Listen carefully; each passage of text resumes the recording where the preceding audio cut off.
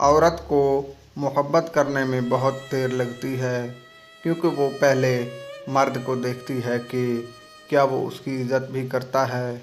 محبت سے زیادہ اس کے لیے عزت اہم ہوتی ہے۔ عورت کو کم تر سمجھنے والے یہ نہیں جانتے کہ اسے پیدا بھی اسی عورت نے ہی کیا ہے۔ مرد اس عورت کے لیے خاص ہوتا ہے جو عورت مرد کے حقوق جانتی ہو اور مرد عورت کے حقوق جانتا ہو۔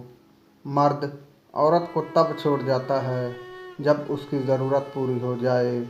اسی لیے اسلام نے گرل فرینڈ اور بوائے فرینڈ والے رشتوں سے منع کیا اور نکاح کرنے کا حکم دیا ہے۔ عورت کو رشتوں کی پہچان مرد کی نسبت زیادہ ہوتی ہے۔ عورت کو کوئی ہنر آئے یا نہ آئے، مگر اپنے درد اور غم چھپانے کا ہنر ضرور آتا ہے۔